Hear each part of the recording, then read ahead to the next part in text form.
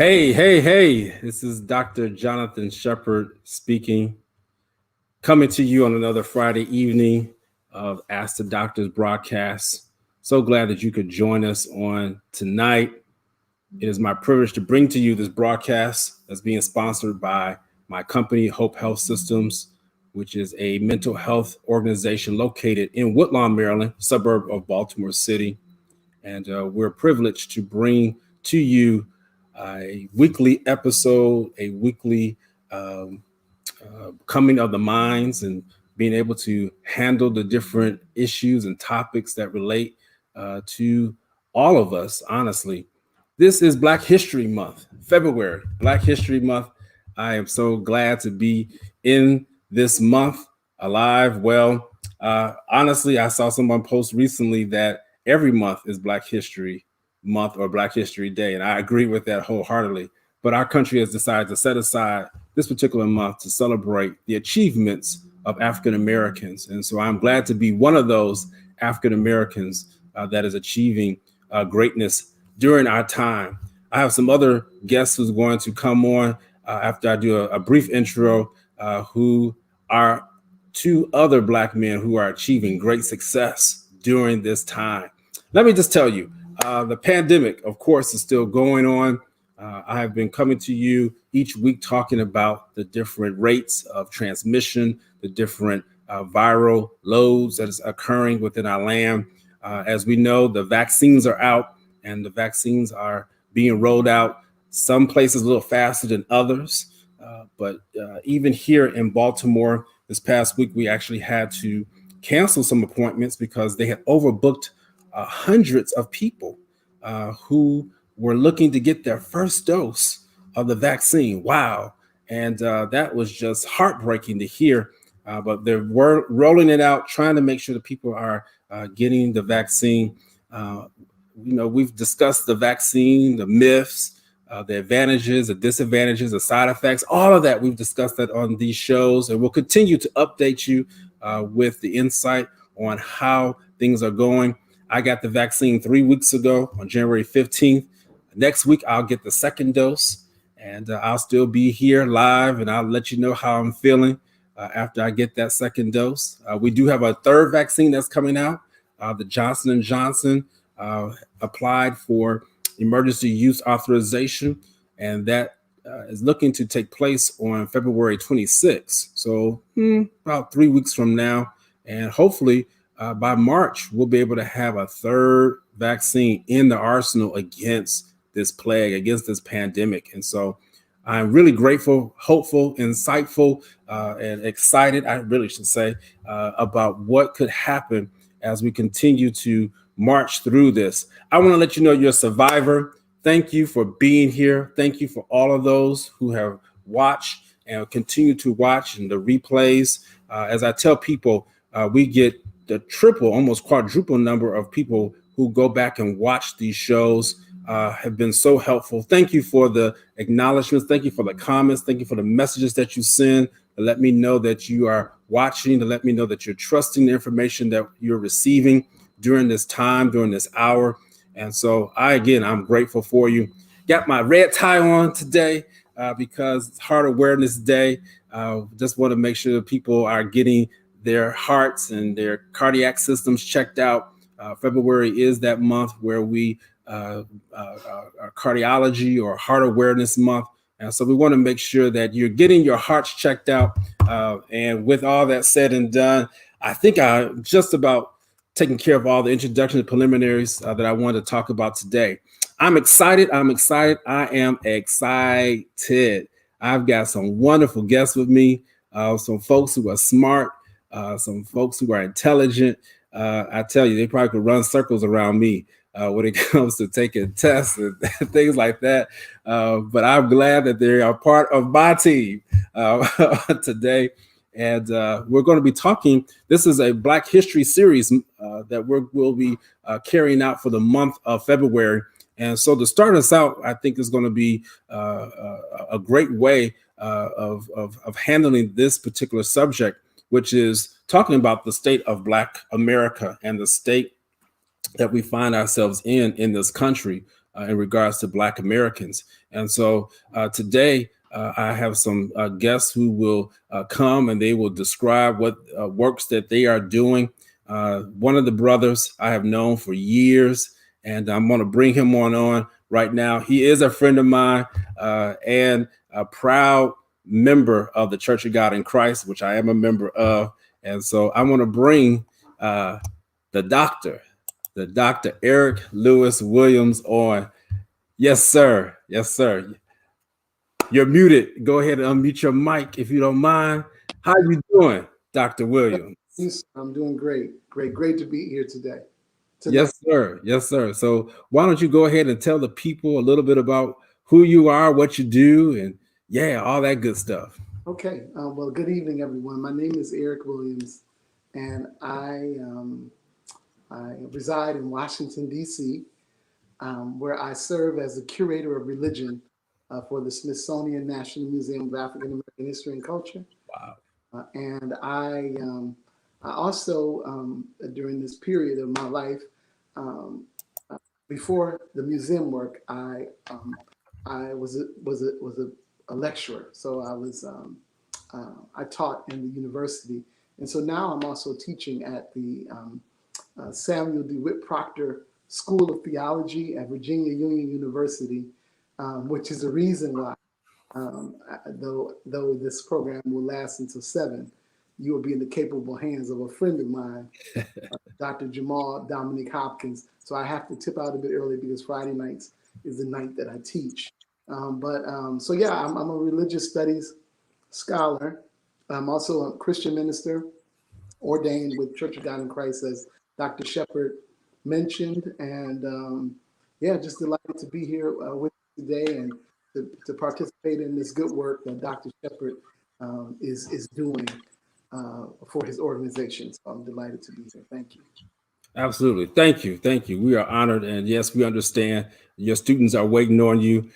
So we want to make sure that you get back to your work. I tell you, this is one of the most brilliant minds.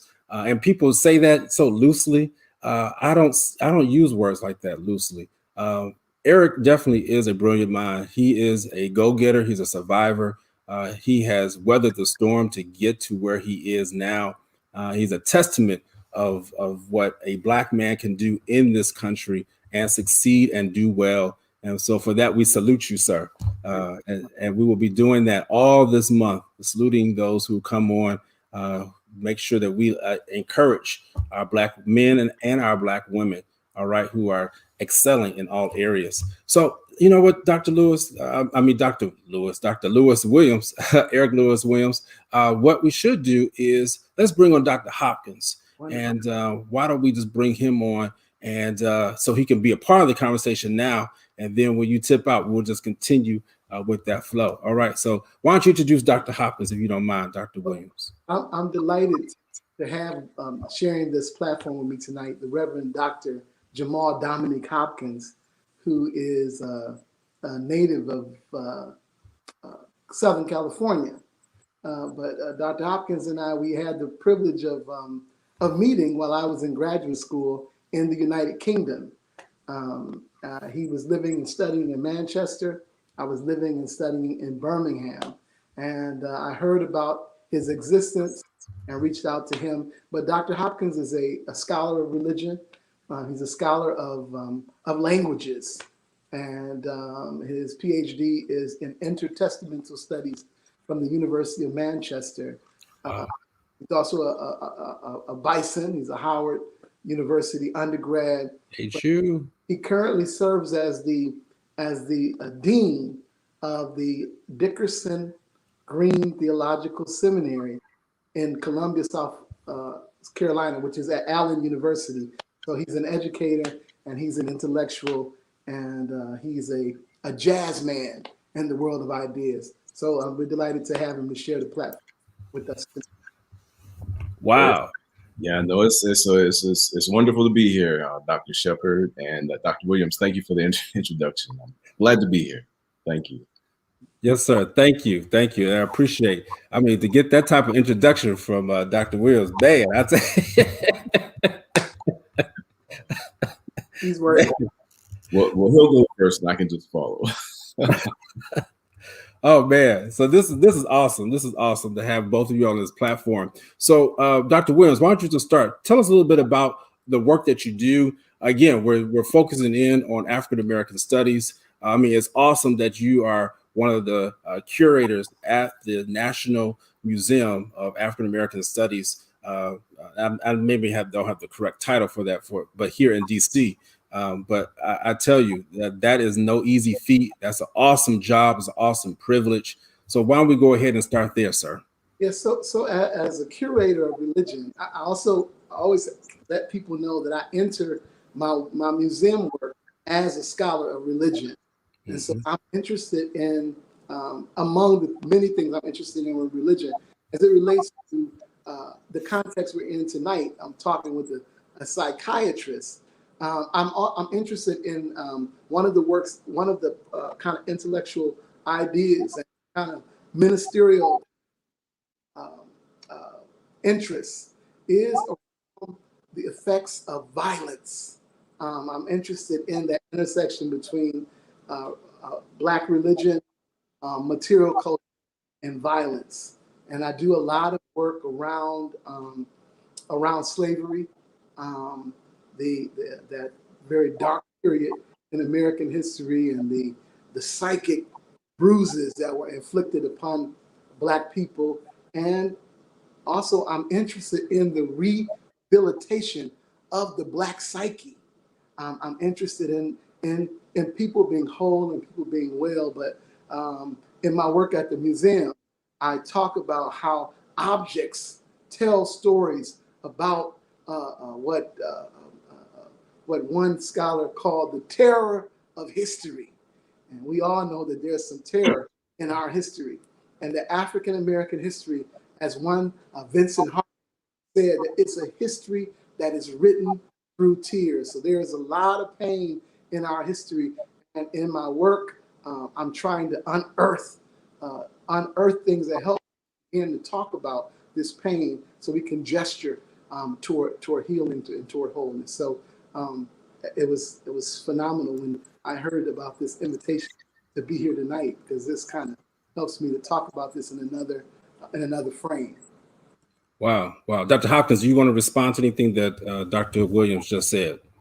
Yeah, no, I think what Dr. Williams said is so vital and important. I mean, as an educator, as a dean of a theological seminary, I am looking at pastors, and I'm in Columbia, South Carolina, and a lot of our students are pastors in the AME tradition, and they're coming from the rural areas, and a lot of them are dealing with the pandemic, but they're dealing with having to, and I guess it would be a kind of a trauma or kind of shift, a kind of change, especially in the rural area where these churches are already maybe maybe a handful or a couple of handful of individuals.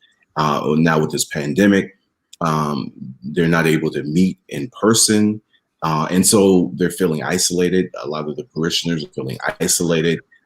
They're scared, and some may even feel some disconnect with not being in the church or not being able to go to and fellowship. And it puts a strain on a lot of the leaders in those rural areas to actually rush to try to get some kind of online or virtual presence so they can actually connect with their congregants, and the congregants can even be in fellowship with one another. So there is a lot of trauma, pain, and kind of seeing that in the classroom and having to really address that and be sensitive to that. We really are in a kind of a crisis. I would say maybe a trifold pandemic, if you will. So yeah, it's something. Yeah. I want to just piggyback, if it's okay, Shepard, and what Dr. Hopkins said, that that we're in a series of pandemics. There's health, the pandemic, the health crisis. There's race. There's economics. And then I also like to think about there being a pandemic of truth, because all of these lies that we encountered, all of the fake news. You understand? Yes. All of these things and all of these lies that are being spun, Wow. is making it very difficult. It's creating friction within the body politic that is Mm. making it difficult for us to get along, making it difficult for us to live together. And that's one of the things that in the work that I do as a curator and as a minister, is that I want to begin to lift up truth. I want truth to be proclaimed and to be shared, so that people can have a chance to be made whole. Wow. A pandemic of untruth. Man, I'm using that. I'm telling you Yeah, that. yeah, go for it. It's yours. Just quote me.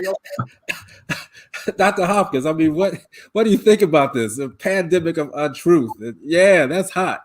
You know, and the challenge is, and especially with a lot of the students that we come across, a lot of the ministers, a lot of the leaders in these communities, in these areas, in these churches, they're actually challenged with what what we saw the last 4 years, the challenge of truth, the crisis of truth, because they're at odds with a younger generation who already has a sense of nihilism, a sense of feeling a hopelessness, and now truth is out the window, and the racial polarizing climate, with black bodies in the street, and so these leaders are really challenged, and I think that would be a first point of attack, to really try to set the record straight and to almost go back to a basics and teach what truth is, because there's been kind of a redefinition of a lot of reality. And so to educate, you have to train these leaders to re-educate. Well, maybe you'd have to re-educate some of these leaders, but you have to train. And then there's also the suspicion that a lot of the younger Mm. people have, because they're saying they're Christians and they're marching on the Capitol and they're doing all these kinds of things, and those are the same Christians, and they don't value black bodies, so why should we even bother to be in the church tradition? So really re-educating truth, from an educator to those students or pastors, and then also those leaders trying to help to educate and reintroduce truth to their congregants, and especially finding a way of that trickling down into the younger generation. And conversations like this and your show, Mhm. really, really helpful and really valuable. Yeah, That's good. and to me, as we are in Black History Month, that I think that part of the work that we are all called to do is to do what one scholar, Charles Long, called an archaeology of the subject.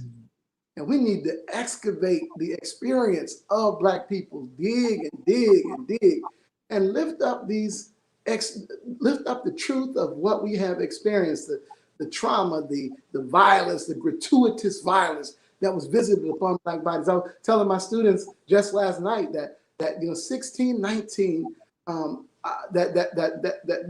basically one of the most gruesome tales ever to be told in the modern world is that of the African genesis on the continent of North America, because it was in 1619 that the Black body became listed among the premier sites and subjects of violence in the New World. Now, Wow. I talk about that. I let them know. I want you to think about this. Is 1619, where the Black body received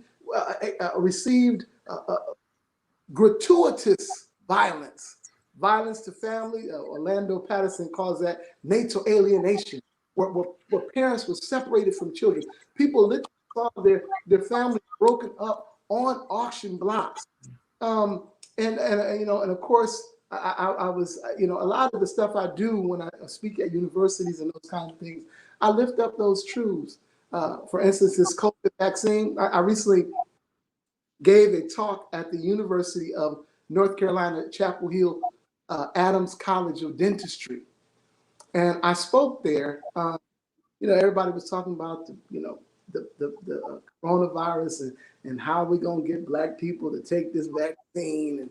And I wanted to kind of thicken the account for why there is so much suspicion for Black people around medical science.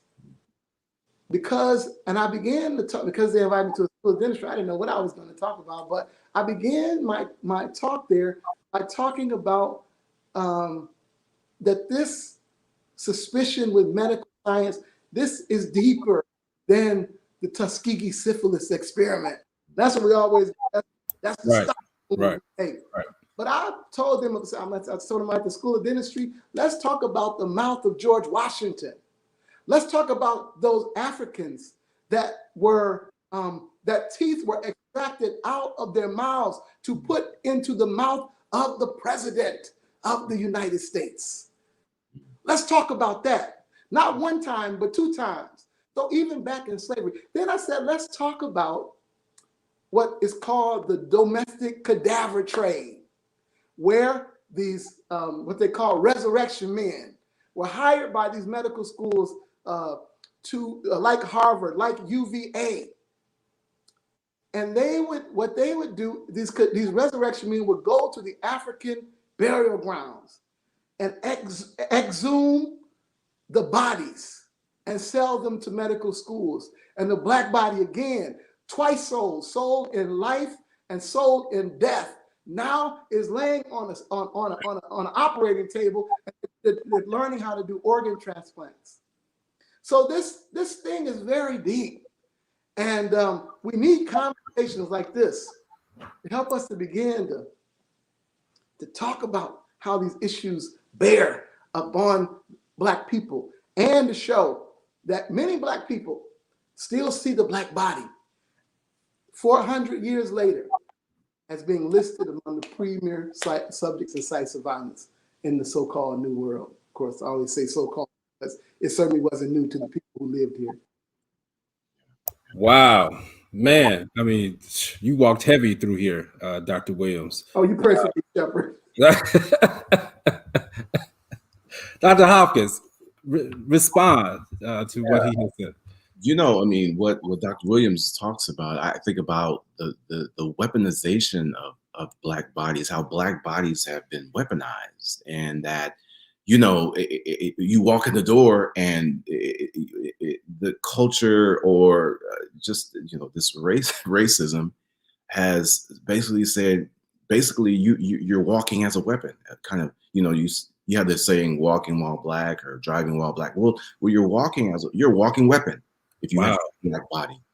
And that's something frightening to deal with. But I think it's important to know, it's important to call what we're dealing with, call it out.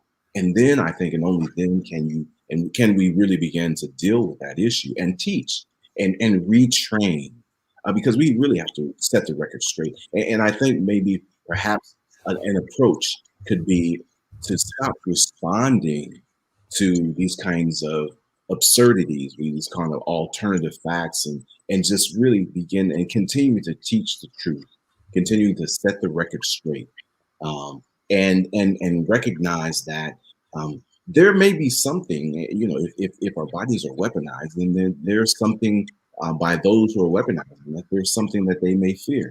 And so maybe this gets something deeper, and it's not to necessarily diagnose the white supremacists, but if they are weaponizing and they are oppressing, then there's something that deeply that they're fearing. There's something deeply that they're dealing with, and they, you know, go out on a limb.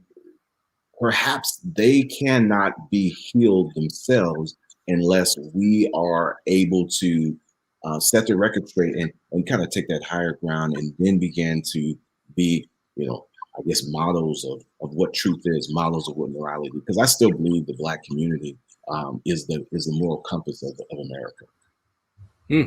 Wow, thank you for saying that, sir. I've never heard that the Black community is the moral compass of our country. Wow. And it's important that you know, Black communities, Black institutions don't fall into this kind of what I call chasing a decoy duck, or, you know, chasing a greyhound, right? They're promoting a kind of false truth, because, you know, the notion of racism, it's not biological, it's a social construct. And so we stop buying it. And racism, essentially, it can't be corrected. It needs to be obliterated because it's this kind of social construct that privileges one particular class, based on the color of skin. There's nothing scientific about that. It's Yeah. just rooted in fear. Yes, absolutely. I appreciate your comments, Dr. Hopkins, and I was thinking as you were speaking about the pseudoscientific studies that were performed under the colonial sciences that attempted to, in its process of rendering Black bodies invisible, and this whole notion of concealment, so much at the very heart of the American project. But they would actually do these scientific studies to remove the Africans from the human family. And if we can remove you from the human family, then we can treat you any kind of way. Then even churches and religious traditions, once we move you from the human family and we render you a subspecies, right? With this medical science we talk about, then we can treat you all kinds of ways. We could take your teeth out of your mouths. We can rape your women. We can do all of these things. But yeah, that's part of the vicious legacy of white supremacy that we've seen from the very beginning of this nation, and that many of us are still in the business of trying to work against. Gotcha. Dr. Williams, I just want to make sure we do a quick check-in here. We know it's 6:29 p.m. We know that you're going to be going forth to go teach a class and moving on to educate these students about what we've even just talked about today. I just want to kind of reset the room here. You are listening to Ask the Doctors broadcast, and we're glad to have Dr. Eric Williams here, Dr. Jamal Hopkins, who have been, walking heavy in here already, laying it out. And thank you. Honestly, because even as I get asked questions about why people are struggling to take the vaccine, you have just helped me out. And I'm going to use some of these points that you have. Just quote me, but go right ahead.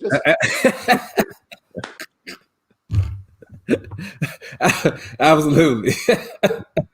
You have armed me with some more ammunition. I'm actually, and I have to go. I do have to. I wanted to tell you that I'm working on an article, actually, from my talk that I gave at the University of North Carolina.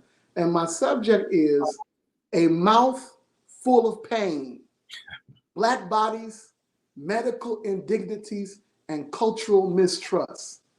And I'm coming for the COVID virus. Wow. I'm coming for the COVID virus, but I'm going to begin in Washington's mouth. And then I'm going to, so those are the moves of the article. So when it's done, I can share it with you. Then I'll give you a really quote. Okay? Please. Thank you. So such a delight to be here with you all. And I know that Dr. Hopkins is going to be just stellar for this conversation. Forgive me, maybe. Your shoes are large. I don't know if I can fill them, but I'm you gave me my shoes, man. You gave me my shoes. So Shepard, thank you so much for this opportunity. And absolutely, we will continue to be in touch. Okay. Absolutely, we'll have you back, sir. Okay. Bless you. Appreciate it. All right. Blessings. Man, Dr. Hopkins, that's something I did not know about the putting of Black men, or I'm assuming Black men, teeth into our first president of George Washington. That's wow. The horrors of slavery. I don't even know if we can imagine even the half of it. Just watching a number of these films.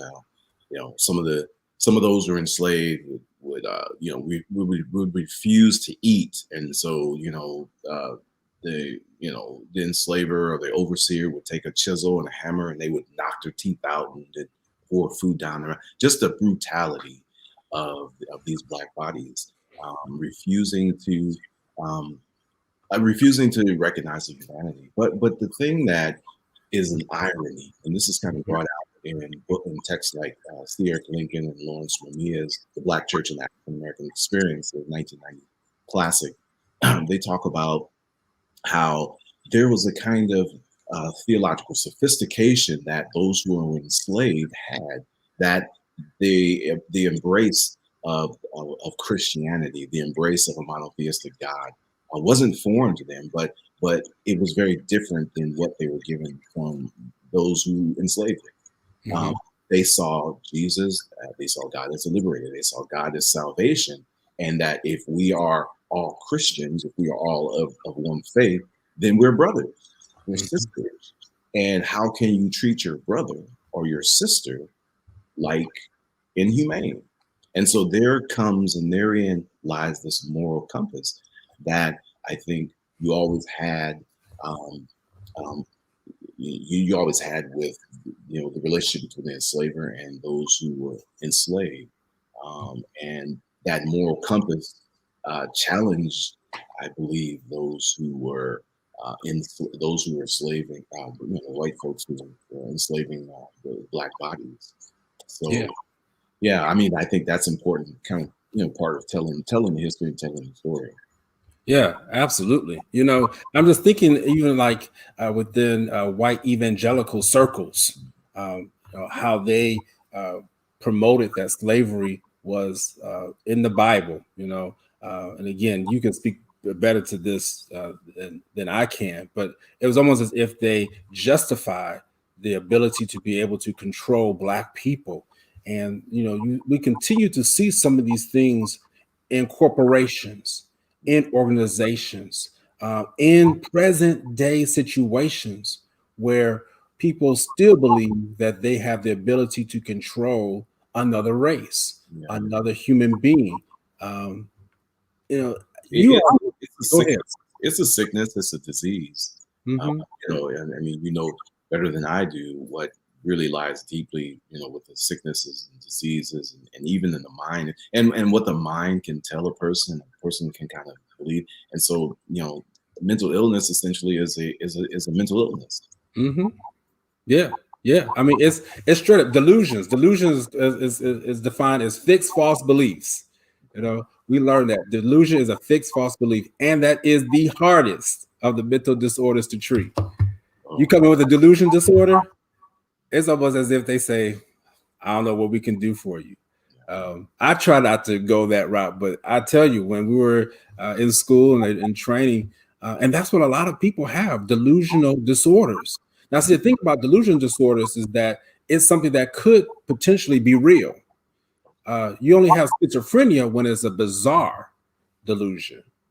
So that's when you have schizophrenia, when it's bizarre, like aliens are talking to you, or that you can read somebody's mind, and things like that. Whereas a fixed false belief, I could be just saying that the sky is green or the sky is pink. Well, in some cases, it could necessarily turn that color. It's just that we know that it is really not at this time. So yeah, there really is a big difference in between a delusional disorder and schizophrenia. Yeah. So you wonder. My point being is, you wonder if they really have a delusional disorder. Um, what about January 6th, 2021? Are these people who had a delusional disorder, and now do we allow them to go free because they were, or they have a mental illness?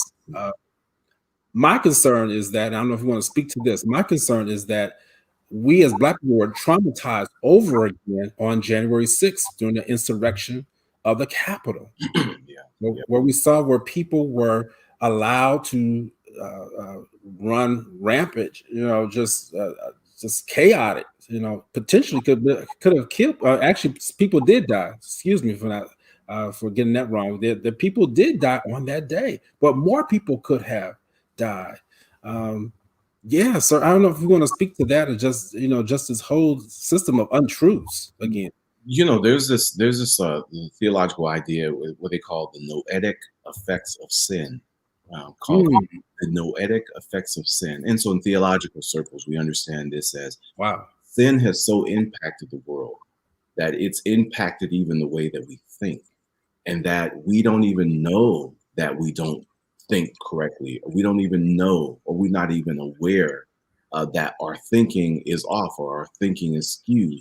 And so that's a kind of a theological understanding of understanding maybe potentially, maybe some of the mental illnesses, or some of the kind of strange ways of thinking, in the way it affects of sin.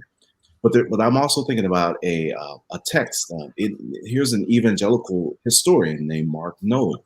Now he writes a couple of books. One book he writes, "The Scandal of the Evangelical Mind." Now he's an evangelical himself, but he writes about, and the title of his book is "The Scandal of the Evangelical Mind." And the first sentence of that book, in the first page, it says that the scandal of the evangelical mind is that there's not much of a mind. Wow. I mean, so as far as critical thinking and the way that one thinks, the investment is not there, and it may be more of an emotion.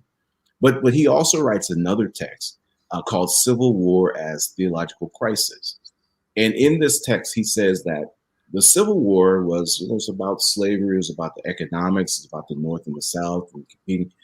But as much as it was about those things, where it really was at the heart of this, and this is what Dr. Williams talked about, what really was at the heart of this was that who controlled the meaning of the Bible in pulpits across America. Mm-hmm. Because during the antebellum period, the Bible was an authoritative source.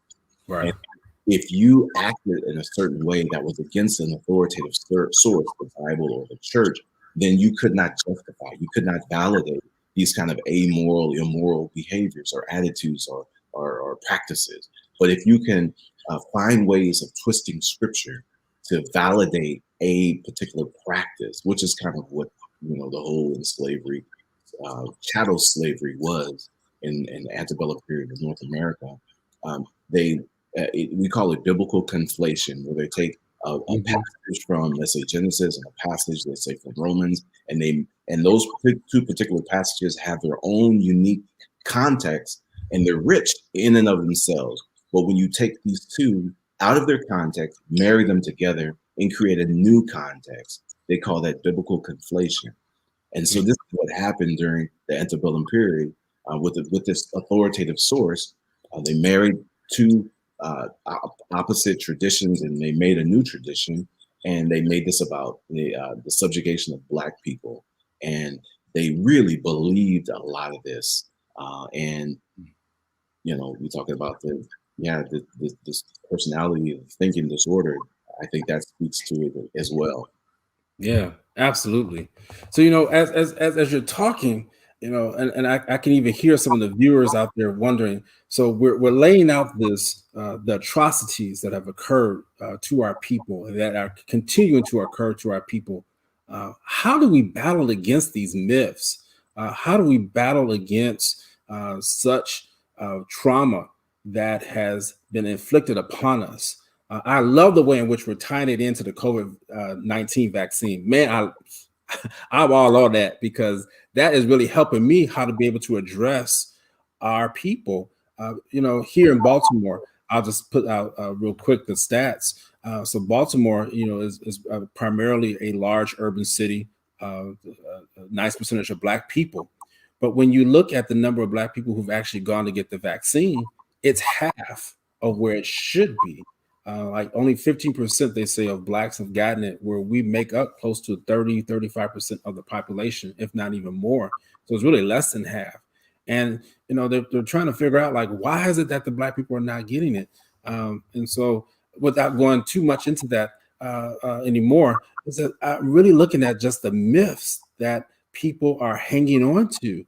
And so my question to you is, how do we battle against these traumas? How do we battle against these myths? What can we arm our people with so that we can continue to forge through what has been dealt to us a bad hand? Yeah, no, I think, shows like yours and getting the information out, education. I was just watching a program with Dr. Fauci, with Bishop Jakes, and I think Dr. Kizzy, who was one of the yes, architects and yes, developers of vaccines. yeah. And they were talking about the education. And one of the significant things that I took away from that interview was that the myth that it's not safe, it's too new.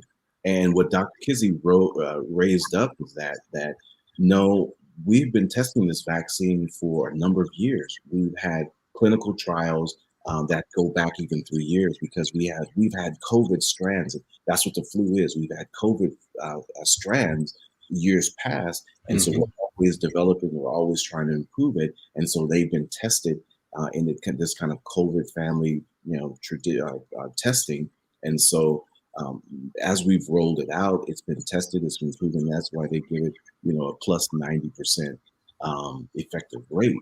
And so that was very helpful. So educating, I think, is really important, and shows and programs like yours, getting the word out, getting the education out, and really, unfortunately, we're combating this alternative truth. But I think educating is one of the main modes of really trying to help our people to get the word out. Absolutely, absolutely. So, yeah, I appreciate that. If people don't know who Dr. Kizzy is, all right, Yeah. she's a bad girl. All right, she is and I'll be that disrespectfully. She is no joke. She's at North Carolina. One of my colleagues is associated with her. She's a Black physician who has been studying coronaviruses, and she is one of the people who helped in creating the coronavirus vaccine. We should know that a Black woman was Yes. behind the COVID-19 vaccine. Yes. That's awesome to hear. And you know what, Dr. Hopkins, it's amazing how many Black people are behind medical innovations and inventions. We really don't take the credit. We really don't get the credit. I was like, take it. We can't take what wasn't given to us, right? we really don't get the credit that we honestly deserve when it comes to the medical invention. So that's great to hear. As also a nice segue into. So let's talk about the role of faith. Let's talk about the role of the church in all of this. So I'll let you lead out. Where does the church fall in all of this?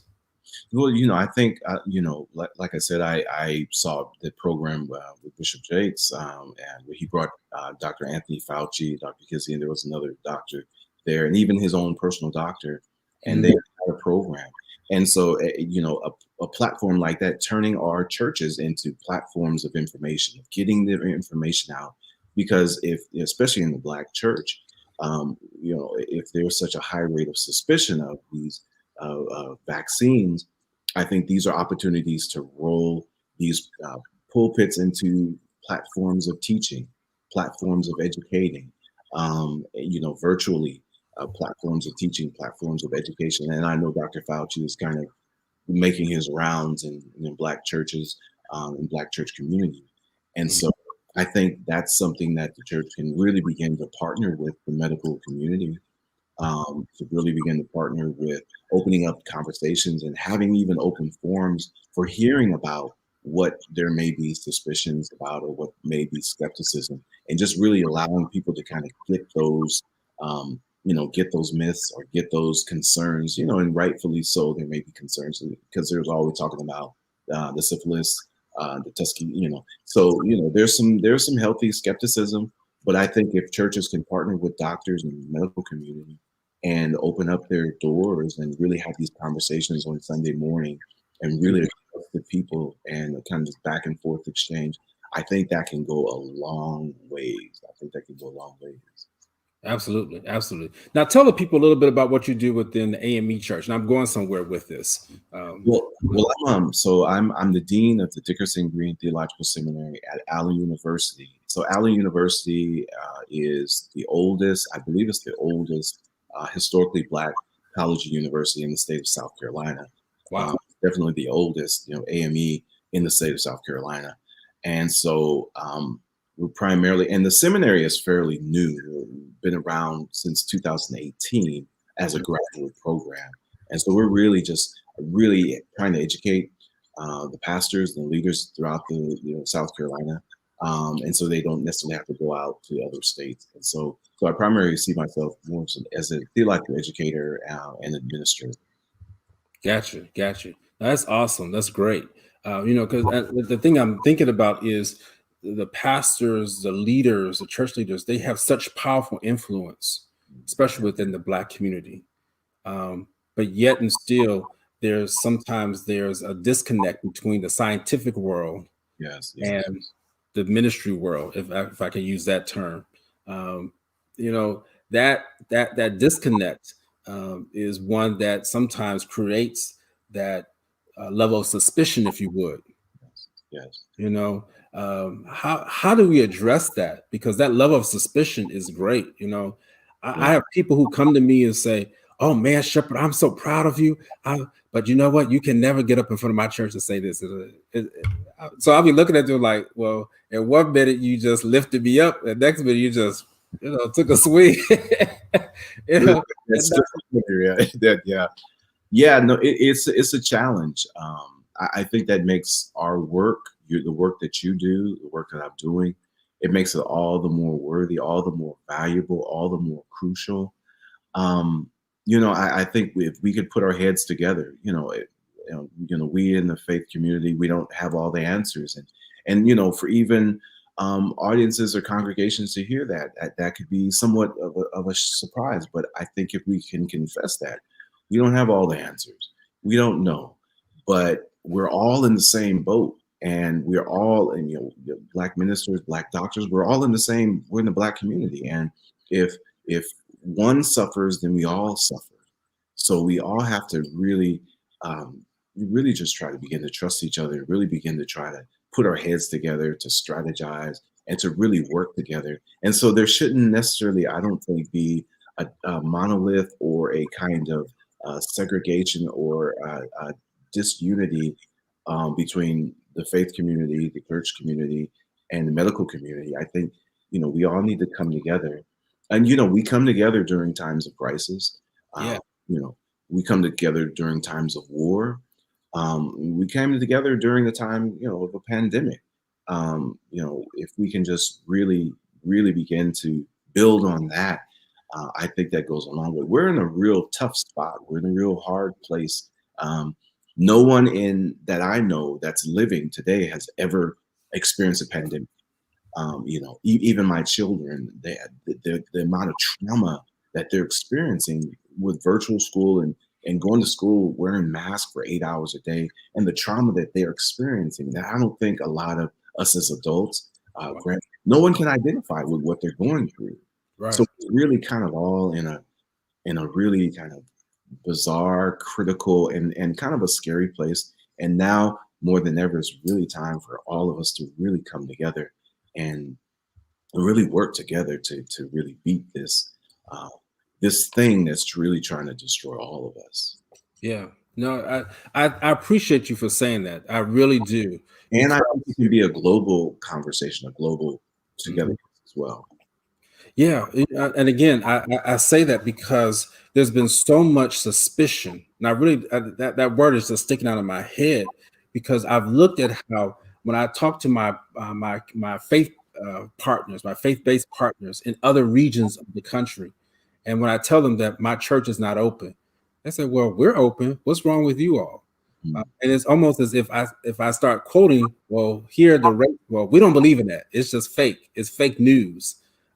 It's just something that we trust God, and we ain't had anybody die, and so they start running down this laundry list. And Dr. Hopkins, I found myself almost getting into a debate, and I had to stop myself and say, wait a minute, hold up here. Why am I debating, with people who look like me about something that, yes, I know is real, but I'm now fighting the person who I should be, as you put so well, joining forces with.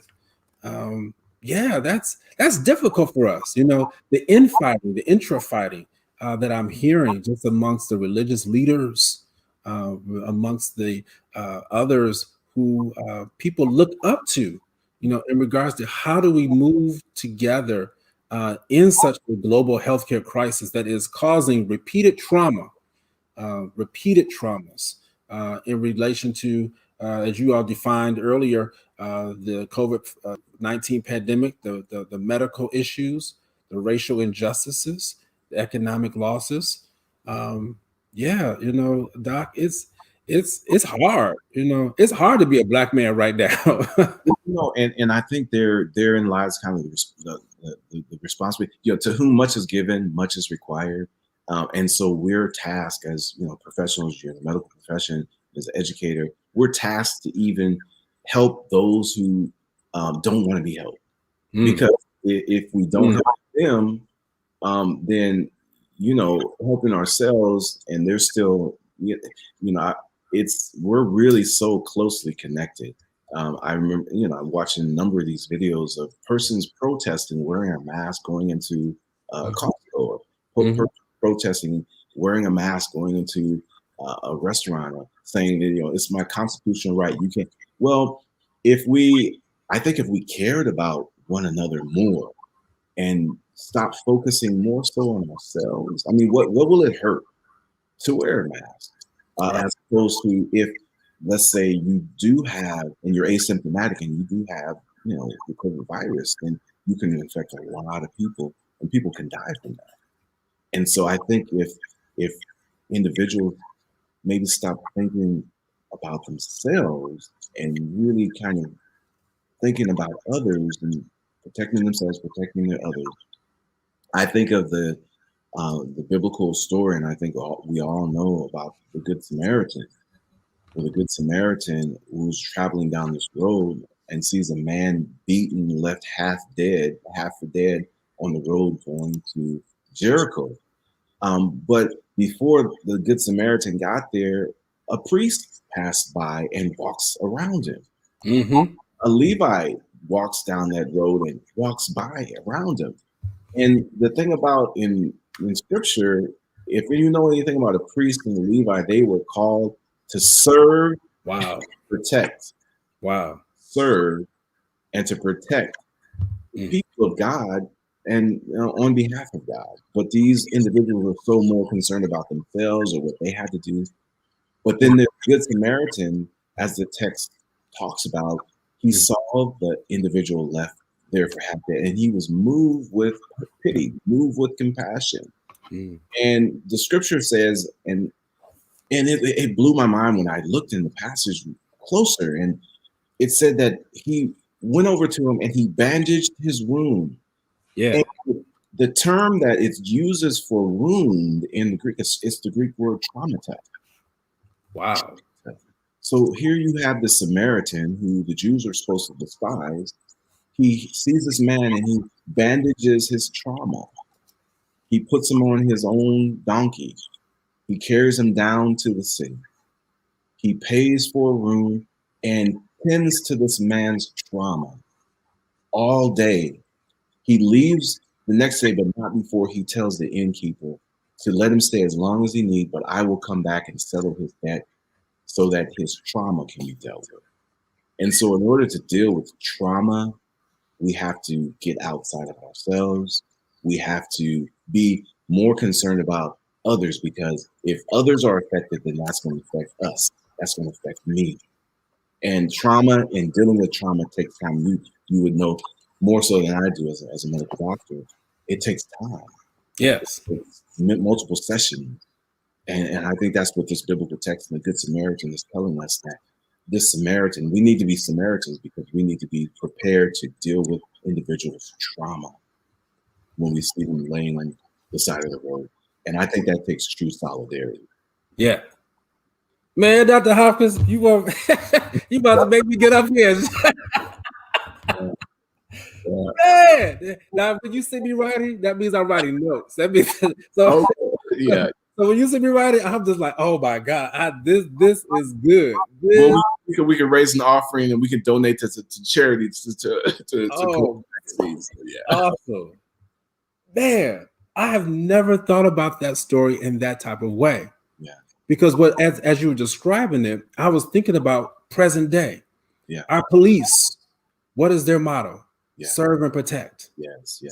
Yeah. The priests and Levi, they were the people who were supposed to be looking out for the guy who got robbed and beaten. Yeah.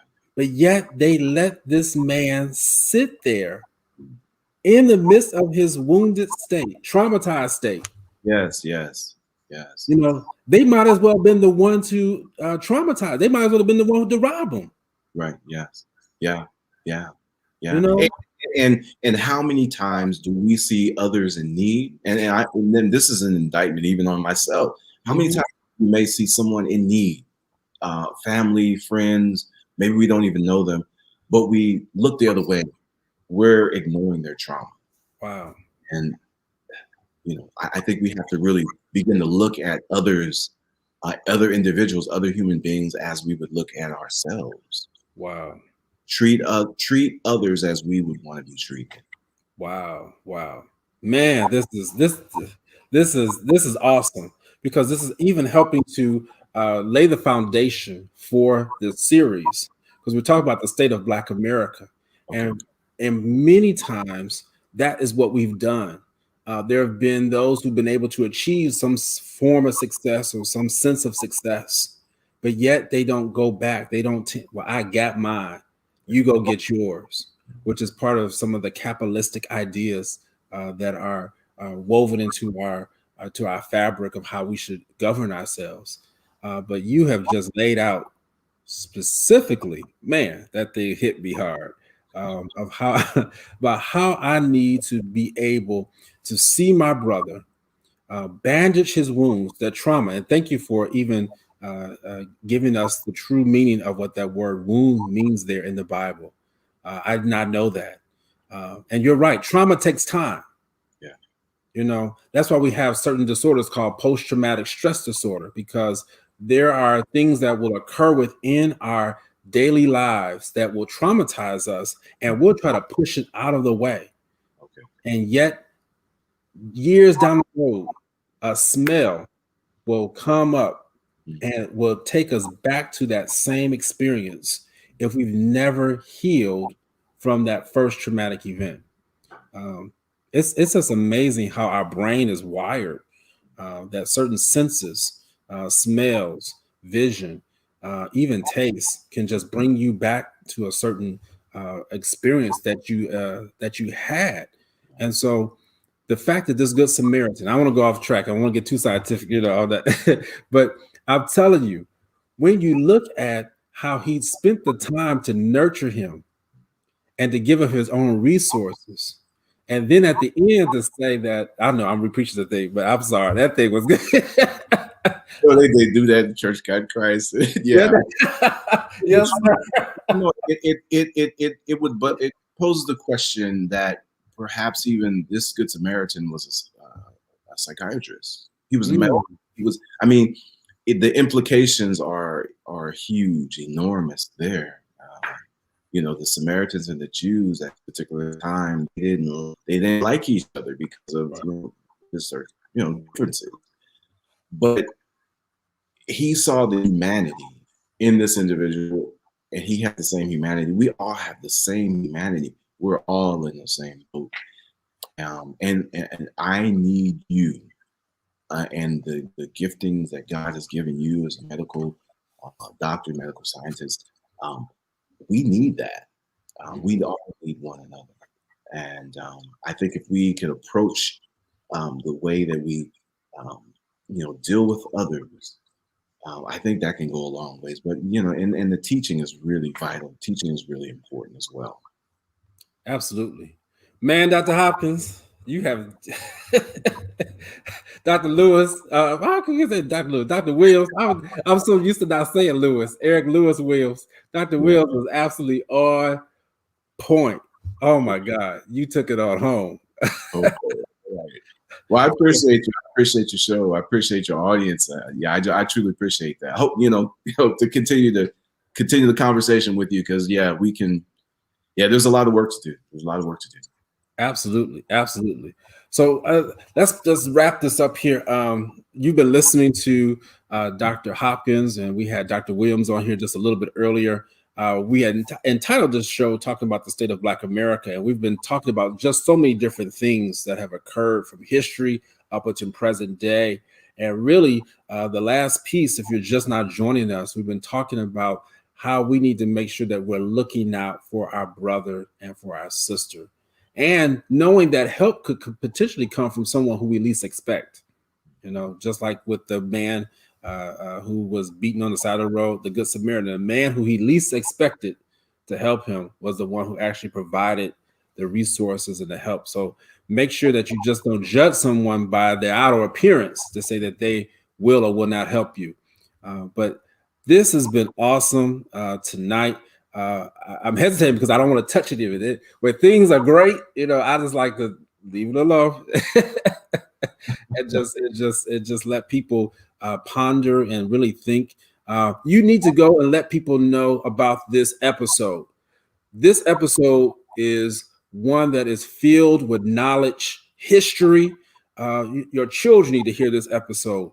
Your adolescents, adults need to hear this because what you heard tonight is something that could potentially change the path of someone's direction, even in regards to how they feel about the COVID-19 vaccine. So please share this. This has been awesome. Today, our audience has been just lighting up on the comment section. Our stats have been very good. And like I was just saying, Dr. Hopkins, we will have triple the number of views by this time next week. And so we appreciate you. I am the Chief Medical Director of Hope Health Systems here in Baltimore, Maryland. And I am so glad to be a part of a mental health organization that understands that there's more to a human being than just the physical aspects, spirit, mind, body, and mind. And so I am appreciative that we're able to have such flexibility on our platform to discuss all these different areas that affect the human being. And so, Dr. Hopkins, you were wonderful. Thank you, sir. Hold on tight. I'm going to let the people go. Hope Health Systems, if you're in need of mental health care, you can find us online, hopehealthsystems.com. If you want the phone number, it's 410-265-8737. I always say, if you're in need of something, we'll do you some good. So check us out. And we are the third largest provider of children's mental health services in the state of Maryland. So if you got a child who's desperately in need, as Dr. Hopkins was saying, there's so many people who are struggling right now, children struggling with the whole virtual learning piece. That's what we're going to talk about next week, the educational state of the Blacks in America at this point in time. That's going to be tight. That's going to be awesome. I've got some awesome people lined up, educators. Wanted to have Dr. Hopkins. Dr. Hopkins come back next week, but I'm not going to do that. I'm not going. Yeah, I'll be happy to. I'll be happy to. I ain't gonna put him on spot like that, but Dr. Hopkins, I might be calling you back, sir, because this has been awesome. All right, you all take care. Remember the 4 W's: wear your mask, wash your hands, watch your distance, and wait on gatherings. The Super Bowl is happening this weekend. We don't want it to become a super spreader event, so make sure that you take care. All right, take care. We'll see you next week, next Friday, 6 o'clock p.m. Eastern Standard Time. Hold on one second, Dr. Hopkins, and have a good night.